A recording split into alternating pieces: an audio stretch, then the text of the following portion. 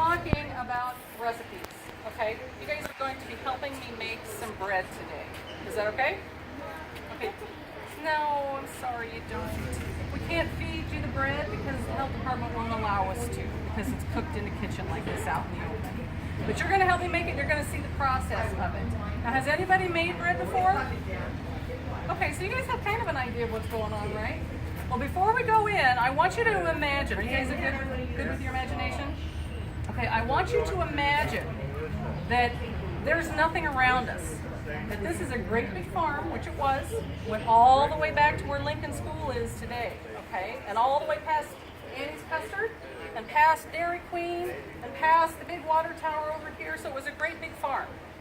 And it was called a self-sufficient farm. What do I mean when I say self-sufficient? What do you think that means?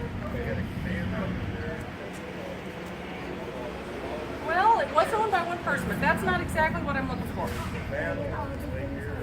They did all the things by themselves. They did most of their food growing here. They raised animals here for meat.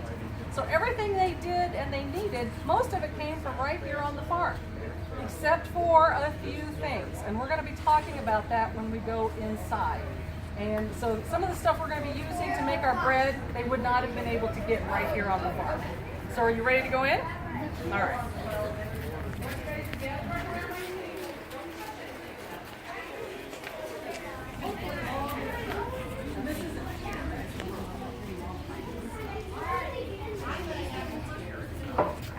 Okay, come on up around.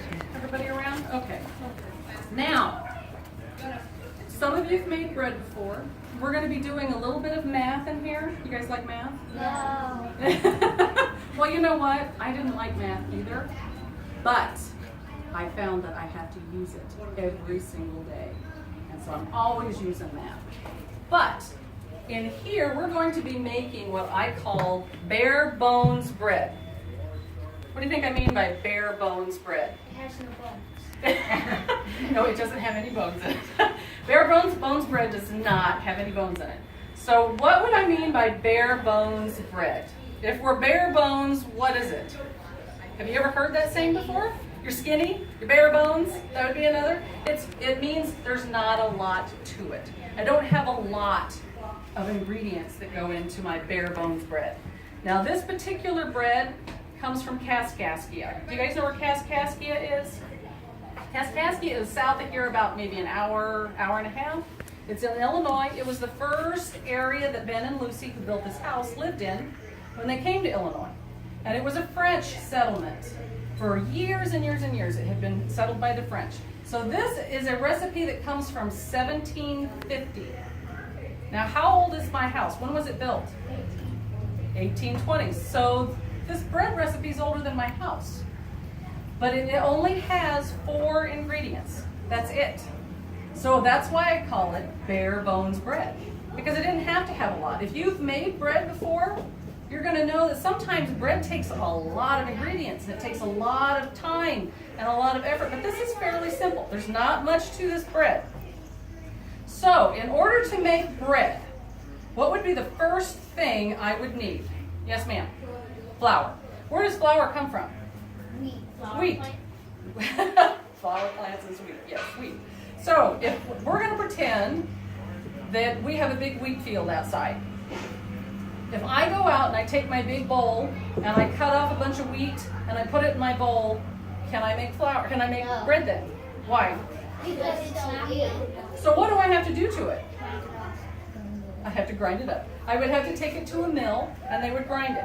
Now this is one of the things the Stephensons did not have. They did not have wheat fields here. So we would have had to have purchased the flour that we're going to be using. Now if you look over here at my big wood box, originally this probably was not a wood box. If you look at it, it's got 2 sections to it. Do you see? Because my wood's kind of piled on top of it, but there's 2 sections there. I would have gone to a mercantile. Do you guys know what a mercantile is? A mercantile is like a small store. I kind of think of it as a mini Walmart, okay? Because they sold everything. They sold food supplies, they sold clothing, they sold things for your horse and buggy, they sold all kinds of stuff. So I would have went to the mercantile and bought bulk flour, which would have been a whole bunch. So that big section of my wood box that you see right there, probably was full of flour. Do you guys have that much flour at home? No. No. I might have had, on the other side, in the smaller section, I might have had cornmeal. So I would have bought lots of it. Today, when we go to buy flour, how does it come? In a little package, that's right. So one little package easily fits in my jar that we're going to use today. So keep in mind, this is just one thing that they could not have had here, they couldn't have done themselves.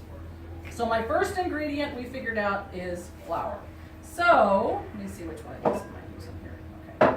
Now, when we make bread at home, or when you make bread at home, or when you cook with mom and dad, does your measuring cups look like this? No. Okay, this is my big measuring cup. And it's a little bit different than your mom and dad's. Usually when we have measuring cups, we have like a 1 cup, and then a half a cup, a quarter cup, a third of a cup, that type. This is 2 cups in one, okay? So you have to imagine this is 1 cup, 2 cups. One thing I want to kind of cover really quickly before we go any further with the measuring is recipes in the 1820s were called receipts. They weren't recipes per se. This was a receipt book. This is from 1770. This is a reproduction of a 1770 receipt book. Now, when you make something at home, how do you know what you need to put in the recipe? Yes, ma'am. It says on the recipe. Like on the front of the recipe, it gives you all the measurements that you need. Okay, do we have a good reader? Who's a good reader in here? Who's my best reader in class? Spencer. Spencer, oh, Yes, they got you, Spencer. Okay, I want you to read out loud the very first one on how to make cheesecake. Read it out loud. 10 eggs to a quart of milk, let it boil till it's Let it boil till it's a curd. strain it and add the yolks of 4 and the whites. 4 and the whites of 2 more eggs. Half a pound of butter, half a pound of currants, spice, wine, rose, water, and sugar to your taste. Don't you bake it and let them bake in a hot oven. Okay, can you guys figure out how to make that? Yeah. Did it give you all the exact measurements to do it? No, it didn't. So you'd have to kind of play with it a little bit. We do recipes differently, and so we've converted this recipe to make it a little bit easier for us. So when we make this, I need 3 cups of flour. Now, how many cups was this? 2. So how would I get 3 cups of flour? Yes, sir. You put 2 in and then 1 cup. That's right. Okay, so since you're right here, you're going to do that for me, okay? So I'm going to have you just set it here. I've got my flour. You're going to reach in, so you might want to roll your sleeves up or take it off, either way. And I've got a scoop, and I want you to measure me out 3 cups of flour, and we'll put it in the bowl. Now, a few years ago, I did this with a class, and I had a girl do this for me, and she was excellent at following directions. I told her to fill up my cup with flour and put it in my bowl. What do you think she did with it? She put the whole cup, just like his, in the bowl. She didn't dump it. You see what I'm saying? Because I didn't tell her to dump it, but she did what I told her to do. Good job. Okay, now dump that over. And now where are you going to fill it to get the next one? Halfway. And you can just put it right there on top. It's not going to hurt it. Almost there. That's pretty darn good. All right, just dump that in there. Okay, so we have our first ingredient. Go wash your hands. There's a bucket, there's a bowl of water over there, and a towel. You just wash your hands. Okay, so what I'm going to do now is I'm going to make what I call a little well right there in the center. Now, I need something that's going to make my bread grow. What would be an ingredient that's going to make my bread grow? Yeast. Yes, that's what I need is yeast. So my next person, come down here.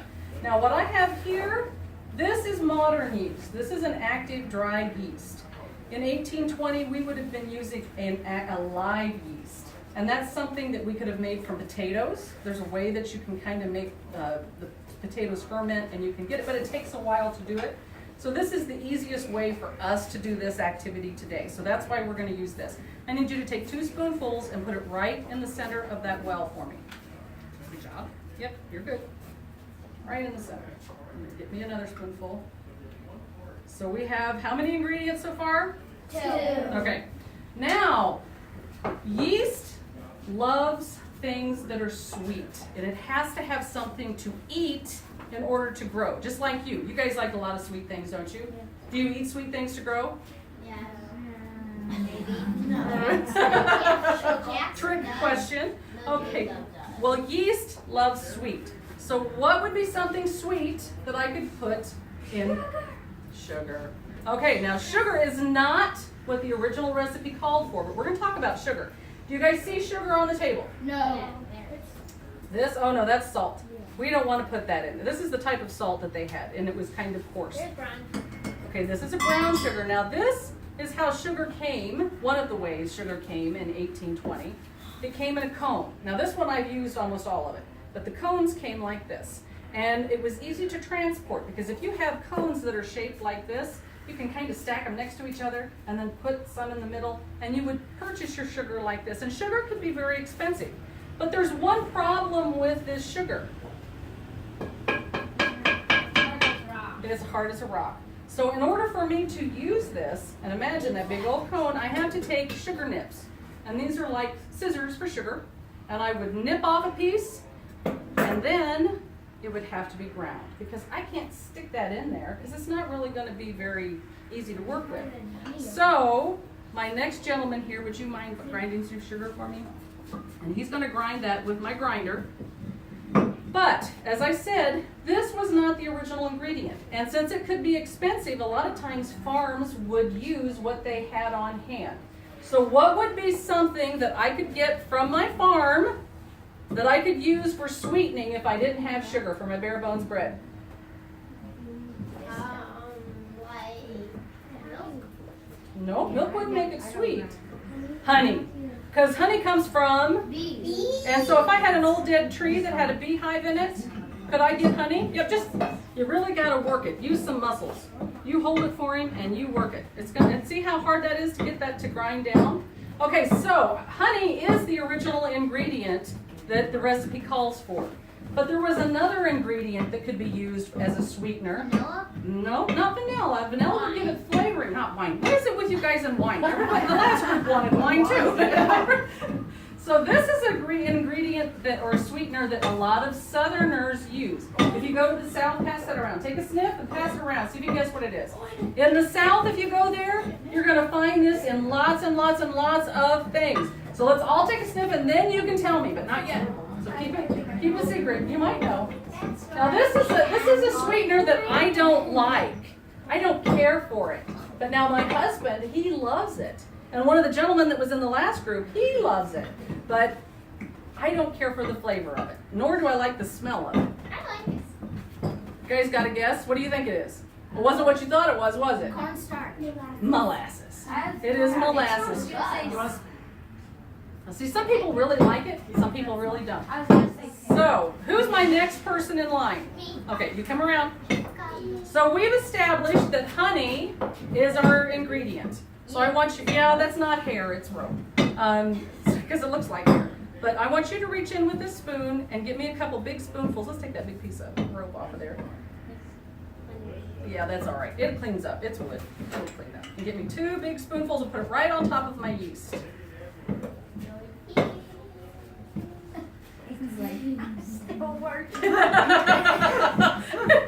He's probably sorry he got that job.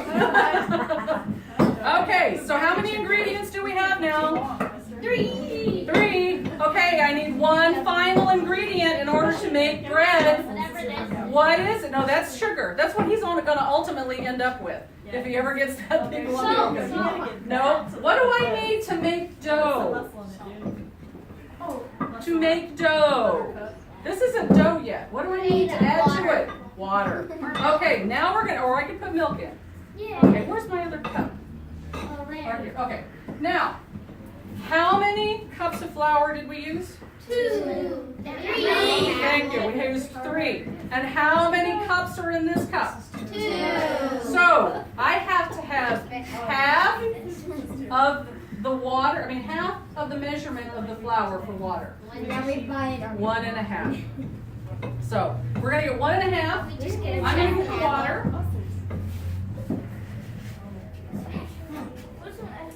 Now who's my next in line? Come around. Now I'm going to put the water in because I don't want you guys to get burned. Now she's going to start mixing for me. Now when you start mixing, don't go smack, smack, smack, smack, smack because it's going to go everywhere. We're all going to be wearing it. So she's going to start mixing. Who's my next two in line? Those two. You two are going to go wash your hands and then you're going to come over here and stand behind me. There's a little bowl of water. You're going to wash your hands, roll your sleeves up. Which one? Now, while they're doing that, she's mixing this all together. Now, she might find that it's not mixing together very well and it's really dry. What would we need to do? More water. Okay, now let's say that it's really, really wet and it's just running. What do we need to do to make it drier? Add more flour. So is that really dry? Do we need a little more water, you think? All right. I think that's what we Okay, a little more in there. All right. Yeah. Oh no. Now it's starting to look like dough, isn't it? Yep. That looks good. And can you smell it? It smells like yeast now, doesn't it? The yeast is starting to eat that honey, isn't it? Have you worn out? You don't have to keep going with it. You can stop. You want me to take it away now? Good job. Okay. All right. So we're going to get this all mixed together. Then my two gentlemen, who have so kindly volunteered for me, well, they had a choice, right? You're going to be my kneaders. You're going to knead the dough. And I'm going to show you how I knead my dough. And you guys are going to do that. And you, the rest of you, have to count. Because sometimes when you get to kneading the dough, it's so much fun that you forget to count. So you have to help them count. So what we're going to do when I knead dough, I put a little flour on top. I get it into kind of a ball, and then I push it, I fold it, then I turn. Fold it, push, turn. Fold, push, turn. Can you guys do that? Can you manage that one? Okay, you're going to do it 5 times a piece. The rest of you are going to count, okay? So, fold it, push, turn. Fold, push, turn. Push, turn. So everybody count. 1, 2, 3. Fold, push, push. Fold, turn. There is no wrong way. It's just however it is easy for you. 5. Okay, now go wash your hands again. You guys didn't know you were going to get dirty today, did you? Push, fold. It's easy. That, and then push. Okay, and fold. You turn it. Yep, you're good. You're doing fine. You're doing fine. Fold, push, turn. You guys haven't counted, have you? 3. Doesn't it feel good though? It feels good on your hands. It's nice and warm. And he's thinking, I am never doing this again. Never coming back here. 4. Now you're stuck to it. I'm going to rub your hands in the flour a little bit and put some on top. Oh. Now, so you can go home and tell your mom, and then mom will say, you're making Mom's bread right tonight. there. Mom's going to say, you're making bread tonight. Right? Mom's right there. Okay, only one of them was mom. Okay. Oh boy, you are a mess. Okay, now kind of go like this. And then go wash your hands. Well, okay, you're going to have to do some of that. So, okay, while he tries to de-dough himself, we're going to take the dough, which they have done a wonderful job mixing, and I'm going to roll it into kind of a ball. Now, are you good? You getting it off? Okay, now go try to wash your hands. So over here is my dough bowl. Now the first group, this is the dough they made. And I'm going to put it right here next to it, and I'm going to let it grow. And what I wanted to do is I wanted to get about double in size, okay? Then once that happens, I'm going to take it over here.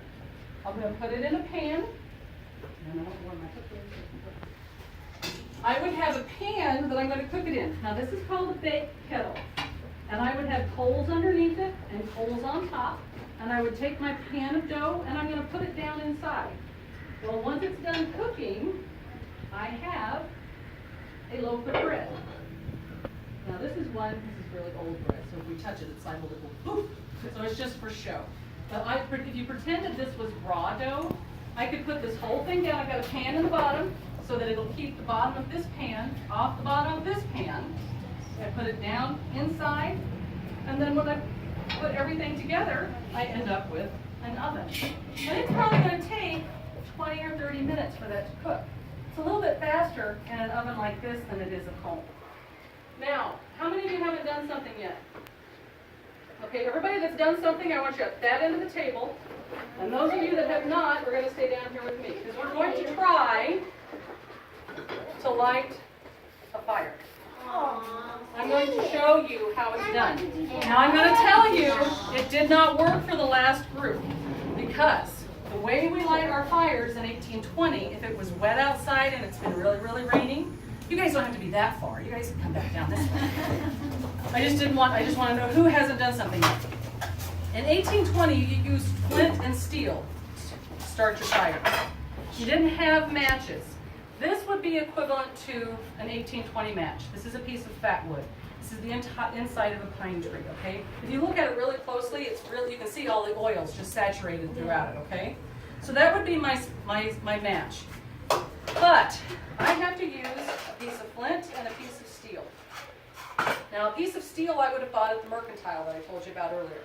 It's a big piece of metal, it's a piece of iron, piece of steel, and it's shaped like the letter C. A blacksmith probably would have made them. And I would get a piece of flint. Now flint comes in all different colors. There's pink, there's white, there's black, there's just all sorts of different colors. And anywhere you find rocks, you can just about find flint. Now, the idea is, I'm going to have you guys do, you are going to work on shredding my rope for me. And I've got some rope here. This is very important. So everybody that didn't get one, I want you to tear this up, and you're going to tear these apart and make a bird nest for me. You know what I mean by a bird nest? Have you done something? Okay. Who hasn't done something? Okay. Oops. There you go. And what I want you to do is I want you to take all these strands apart and make me a bird nest and just kind of put it over here, okay? That's your job. While you're doing that, I am going to try to get a spark.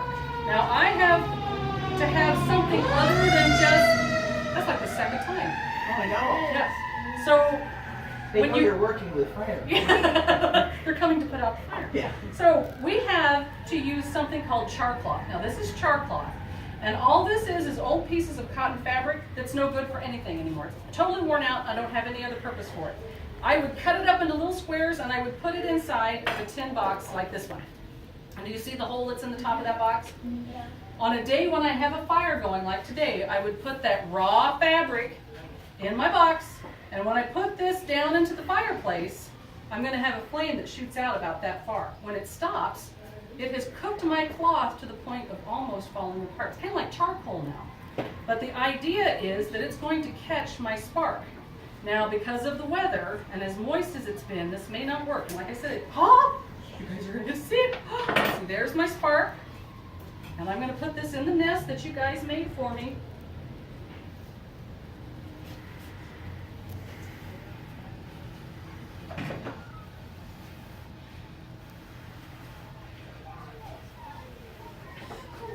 Now, I can start my match. Now, I could have also had everything in my fireplace that I needed to start my fire, like all my wood, all my sticks, all my kindling, everything that I need. But now I have my match started and it just went out. And now I'm going to light my candle. Now, why would it be smart for me to light my candle? And I can reuse my match, by the way. I can use it again, whereas today we have to throw them away. But why would it be smart for me to start my candle before I start my fire?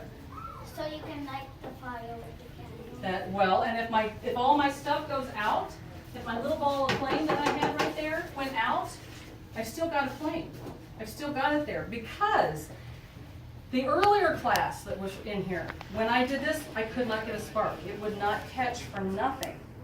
So if it was that much work to get a fire started, how often do you guys think I'm gonna let my fire go out in the summertime? I'm not, because what do I use my fire for? Cooking.